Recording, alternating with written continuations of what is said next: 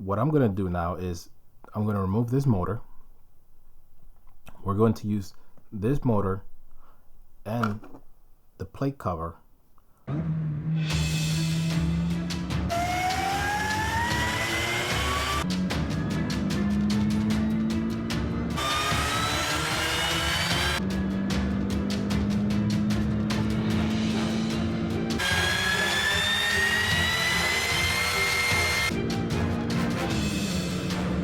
Hi guys, today I'm going to do a quick DIY on what I did to go ahead and make sure that my J37 throttle body, which is a throttle body from an Acura ZDX, bigger diameter, I believe is something like 74 millimeter versus our, I believe it's 60 millimeter throttle body. Pretty easy modification. The throttle body from the ILX, you should not just go ahead and put it onto your 9th gen.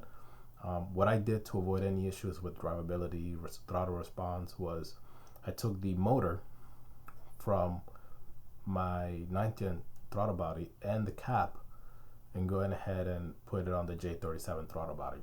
It's very easy, very simple modification. I'll go ahead and show you how that's done. The next thing that I did, I went ahead and I found some information on a website. I believe it was for the Skunk 2 or for the K-Tune throttle body. There are some modifications that you should do on your tune if you run into trouble. I did them anyways because I figured why not just get it done. The information is out there. I'll show you how to do that too if you have access to your tune.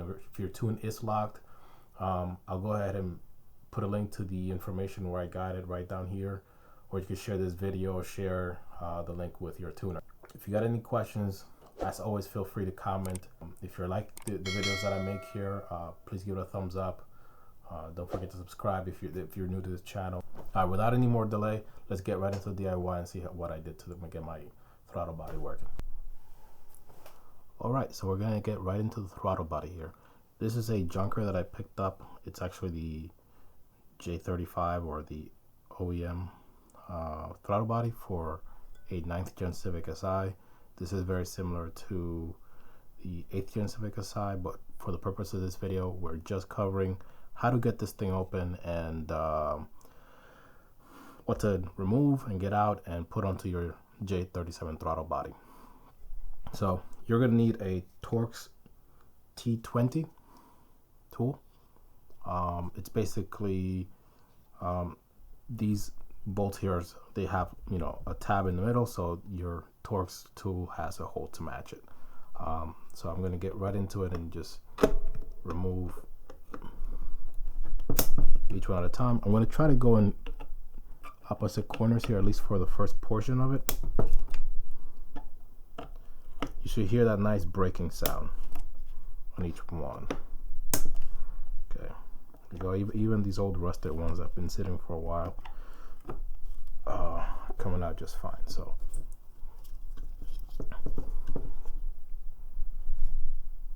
just going to go ahead and zoom out a bit.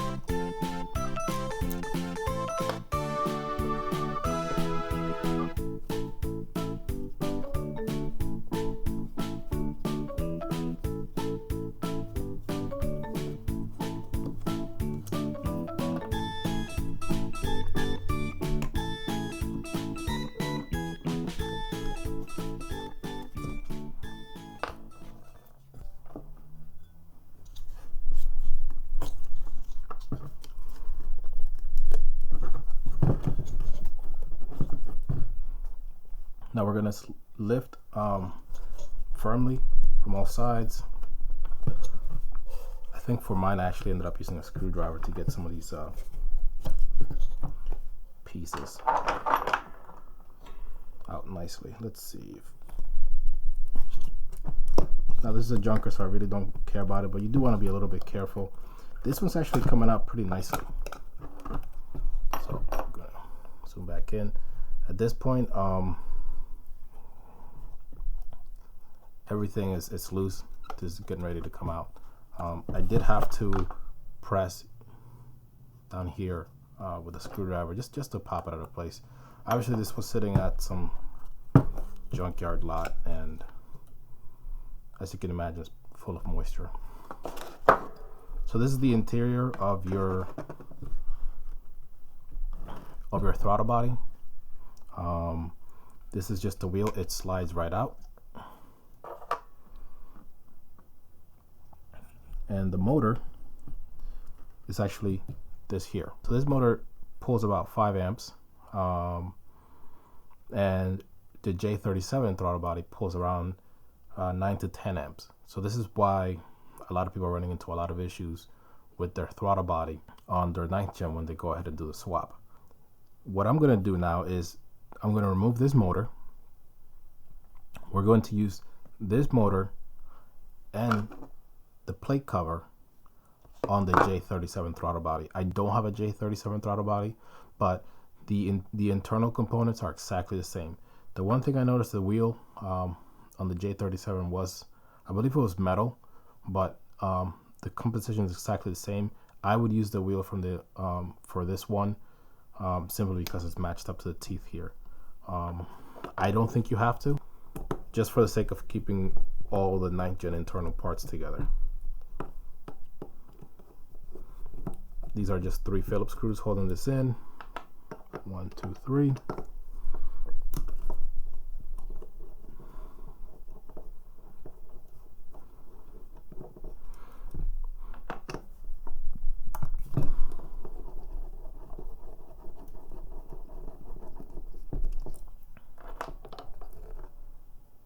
And there you have it. In here, motor just sits. There's nothing underneath it holding it in place. You're simply going to take your J37 throttle body, do exactly what we did just here, except motor out, gear out, and these parts from your 9th gen are going to go on the throttle body, including the plate. The plate is very important because the pins here, they're not exactly the same. So I'm going to show you guys what it looks like putting it back.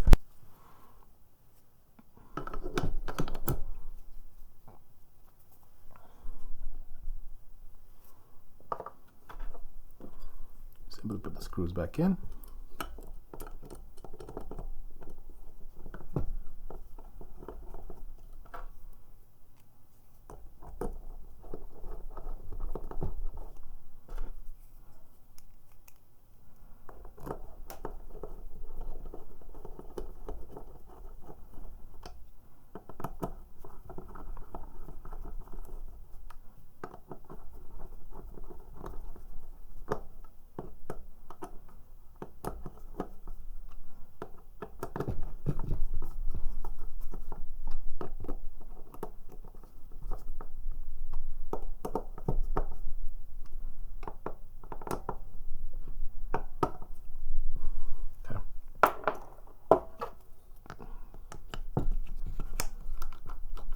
Make sure this moves.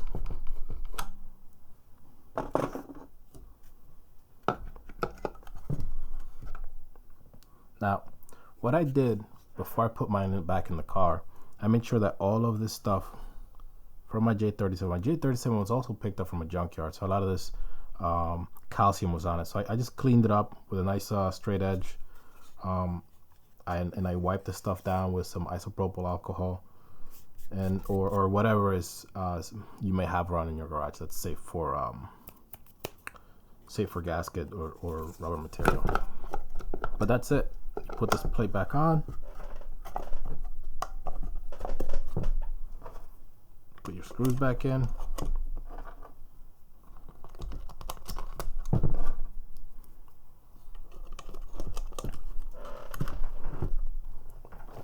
and you're good to go.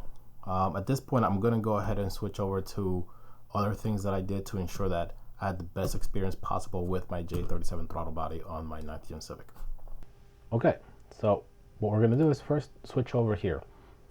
This is the K-Tune website for their throttle body. This is the 7.2mm drive-by-wire throttle body. It does come with some instructions, and they share this with everyone. I went ahead and I just downloaded this file so I can read it much better. So let's zoom in. So it says here that we need to go ahead and adjust throttle flow versus opening in our tune. Now, I don't think this is exactly necessary if, for example, this is something you're doing on a map-based tune. I'm gonna try to pick my tuner's brain and try to figure out whether this is something that we actually need to do, because on a map-based tune, we're not looking at airflow through the MAF sensor. It's actually turned off. But I went ahead and did it anyways, because you know what? I'd rather do it once and not have to go back and take another try at wasting time, you know, whether it is, what's the word, doing a whole nother log or anything like that. So what, you know, this may be confusing, but for example here, we need to adjust this entire selection here by a certain percentage. So we see that the ZDX throttle body requires 9% increase. So what's that look like in Honda? We go over here, we've got our tune, our base map open, go over to calibration. Throttle. Nope, that's the table. So here we go. So we have the same area here, throttle flow versus opening. What you need to do is highlight this entire selection here. You Control J, and it's just to verify it wanted us to add 9%. So there's three values we could do here. We could do percentage adjustment. That's what we're gonna do. We can add a certain amount of values, maybe 100 across the whole board. We're not gonna do that, and we're not gonna set the values to a certain thing. So I just went ahead and put the 9 there. So we're done. That increased the entire flow chart by 9% across the board. I am not 100% sure if this is necessary. I will go ahead and do some homework, talk to my tuner about this entire process, and I have a feeling that it's not necessarily needed on a map-based tune, which is what I use. But I'll make another video following up on this, because I don't want to give you bad information. But this is everything I've done so far to my car to get it working properly. And since I've installed my throttle body, I haven't had any issues. The final thing you should do is probably do a throttle body relearn. You can do that by either uploading your tune, clearing the codes will do it as well, or disconnecting your battery for 15 minutes will set your computer into throttle body relearn. That's it. I hope you guys enjoyed this DIY. It was a fun one for me to do. I'm doing it in my little home office because it's way too cold outside. I know you guys keep hearing me complain about the cold, but it's a lot more comfortable to do these videos in an environment that you're not freezing your butt off. If you have any questions, hit me up in the comments section. If you liked it, give it a thumbs up. If you've done this to your car, if you have any suggestions, I'm welcome to hear it. Hope you enjoy the video. I will see you in the next one.